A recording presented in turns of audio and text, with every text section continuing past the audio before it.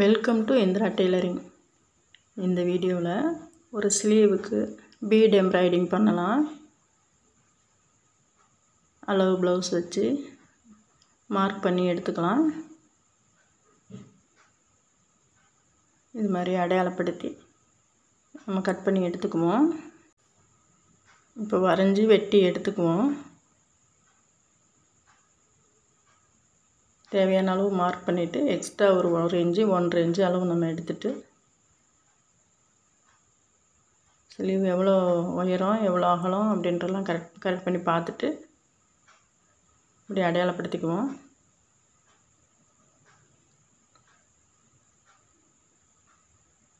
நம்ம எக்ஸ்ட்ராவே துணி அப்படியே வச்சுருக்கணும். இதை கட் பண்ணி எடுக்காமல் அப்படியே வரைஞ்சி எடுத்துடலாம்.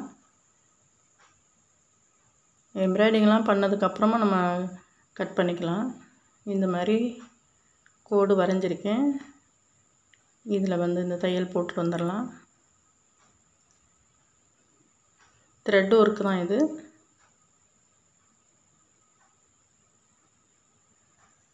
இது ஃபுல்லாமே கொஞ்சம் வளைவாக வரும். இந்த இடத்துல இது மாதிரி நம்ம போட்டுட்டு வந்துடுவோம்.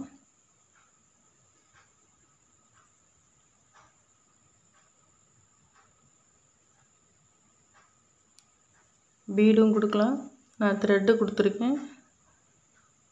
ஜரிலையும் போட்டிருக்கலாம்.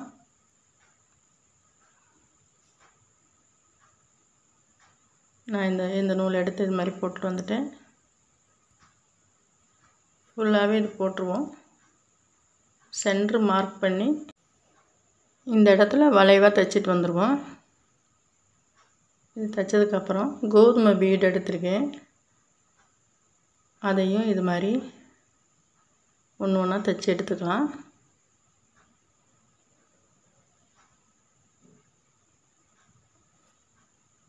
ரெண்டு பக்கமுமே மாறி மாறி தைச்சி எடுத்துக்குவோம். ஆரி தெரிஞ்சவங்க ஆரி ஊசியிலே போட்டுடலாம். நான் நார்மல் ஊசியில் தான் தைச்சிட்டு வரேன். நார்மல் நூல் தான் எடுத்துருக்கேன். இது மாதிரி தைச்சி கம்ப்ளீட் பண்ணிக்குவோம். இந்த இடத்துல சென்டரில் இந்த பாசி கல் பாசி, அதாவது ஸ்டோன் கிடையாது, அது பாசி தான். அதையும் வச்சு தைச்சிட்டு அதை சுற்றி 8 பீடு வச்சு சுற்றி தைச்சிருவோம். ஒரு பீடுக்கும் இடையிலேயே நம்ம தையல் கொடுத்தா தான் அது ஸ்ட்ராங்காக இருக்கும்.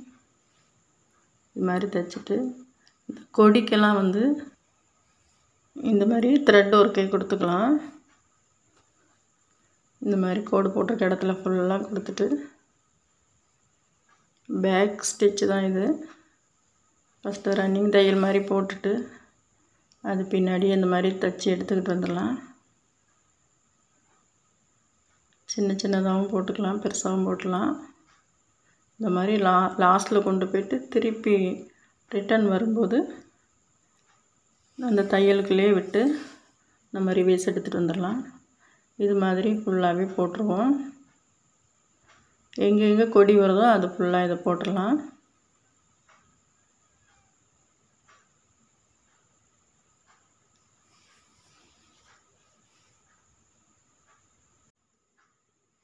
த்ரெட்டு தான் கொடுக்கணும் அப்படின்னு இல்லை, த்ரெட் ஒர்க்கும் பண்ணலாம். ஜமுக்கி, பீடு, ஜர்தோசி, stone chain, ball chain, thread work எல்லாமே இந்த கொடிக்கு நம்ம போட்டுக்கலாம். எது பிடிக்குதோ நமக்கு அது மாதிரி போட்டுக்கலாம். இது ஃபுல்லாக இந்த மாதிரி த்ரெட் ஒர்க்கு பண்ணி முடிச்சுக்குவோம்.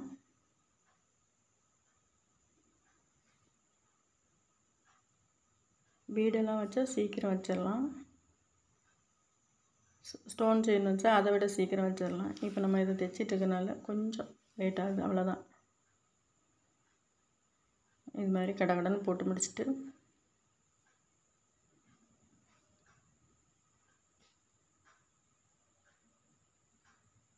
இந்த மாதிரி பின்னாடியே தையல் கொண்டுட்டு வந்துடணும்.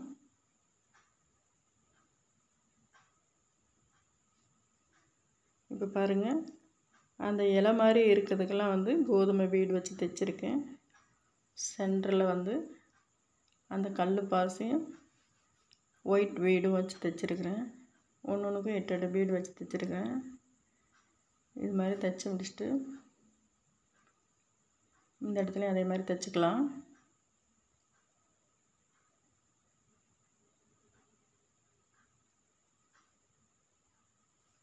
அதை சுற்றியும் நல்லா தையல் போட்டுருவோம்.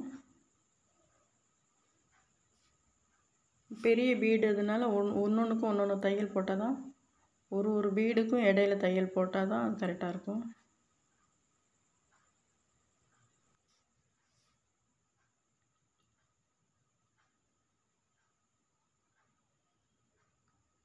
இதையும் தைச்சி கம்ப்ளீட் பண்ணிட்டோம்.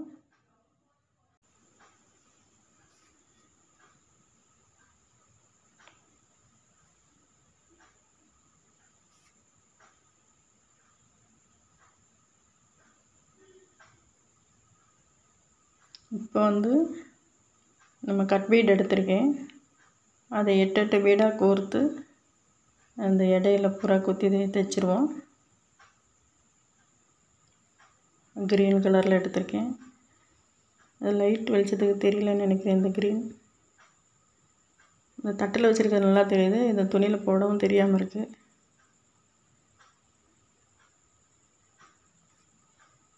எட்டு பீடு வச்சு அதையும் தைச்சிருவோம். இதுக்கும் வந்து த்ரெட்டும் கொடுக்கலாம்.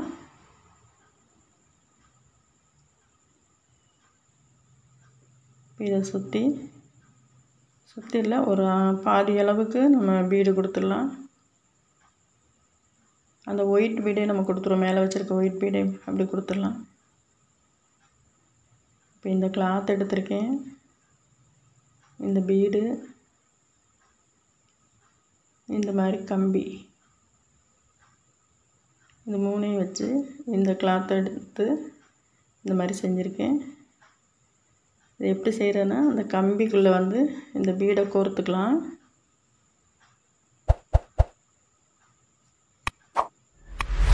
கோர்த்துட்டு அந்த துணியை ஒட்டி இது மாதிரி தைச்சிருக்கேன்.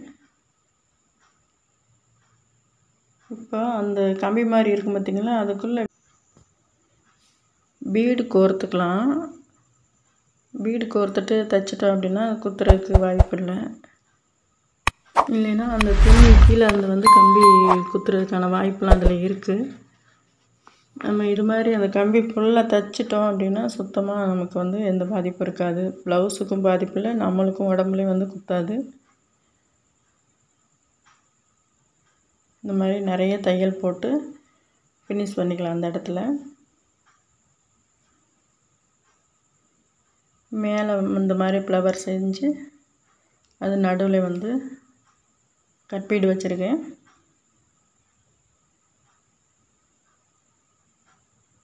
இந்த த்ரெட்டெல்லாம் மறைக்கிற மாதிரி ஒரு பெரிய பீடு வச்சு அதை சுற்றியும் சின்ன பீடு வச்சு சுற்றி ஒவ்வொரு பீடுக்கும் தையல் போட்டுக்கலாம்.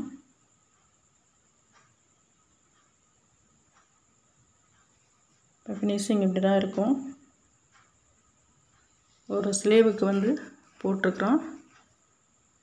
வீடியோ பிடிச்சிருந்துச்சுன்னா லைக் பண்ணி ஷேர் பண்ணி கமெண்ட் பண்ணுங்கள். வீடியோ பார்த்தமைக்கு நன்றி, வணக்கம்.